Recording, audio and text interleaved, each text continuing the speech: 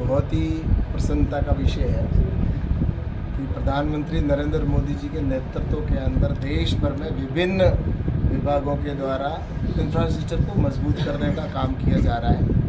चाहे उसके अंदर रोड इंफ्रास्ट्रक्चर हो या एयर कनेक्टिविटी हो या रेल की कनेक्टिविटी हो, उस दृष्टि से काम किया जा रहा है। तो इस रेल विभाग के अंदर भी जिस तरह से अमृत योजना के तहत कई रेलवे स्टेशनों को डेवलप किया जाएगा और उनको अत्याधुनिक बनाया जाएगा ताकि वहाँ पर हर प्रकार की सुविधाएं हो।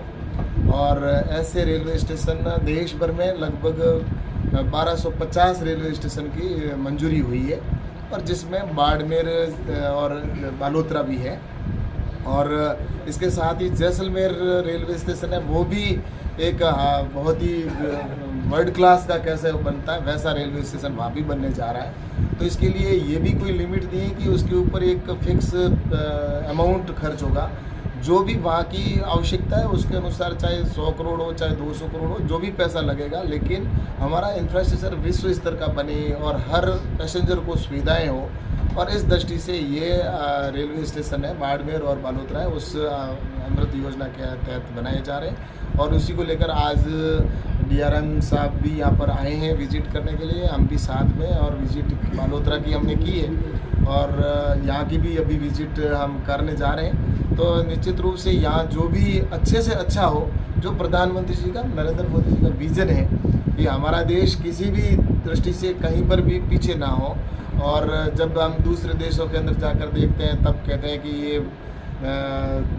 एक विकसित देश है, लेकिन हमारे देश को हम विकासशील ही कहते रहे। लेकिन अब जब हमारा भारत विकसित राष्ट्र की ओर आगे बढ़ रहा है तो उसके लिए सबसे पहले इंफ्रास्ट्रक्चर मजबूत होना चाहिए, अच्छा होना चाहिए।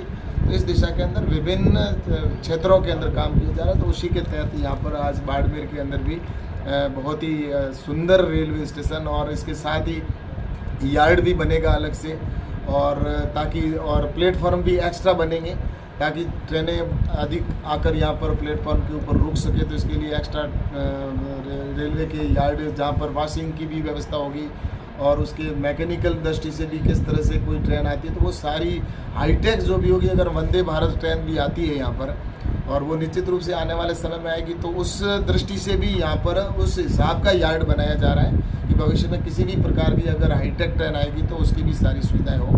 तो निश्चित रूप से मैं कह सकता हूँ कि बाड़मेर आने वाले समय के अंदर मेरे हिसाब से जो मैं लगातार प्रयास कर रहा हूँ कि रेलवे की कनेक्टिविटी, रेलवे की अधिक से अधिक ट्रेनें यहाँ पर आए। और जब ट्रेनें ज़्यादा तभी आएगी जब यहाँ ठहरने की व्यवस्था हो। और मैं हमेशा DRM साहब को और रेल मंत्री जी को भी कहता हूँ, लेकिन समस्या ये आती है कि यहाँ पर प्लेटफॉर्म कम है तो या वॉशिंग के लिए भी व्यवस्था नहीं है। तो इस दृष्टि से ये जब एक रोड मैप पूरा बनाकर और मास्टर प्लान के तहत ये सारा जब यहाँ पर बन जाएगा तो हमारी ट्रेनों की संख्या भी यहाँ पर ज़्यादा हो जाएगी, यहाँ पर आने की सुविधाएं हो जाएगी।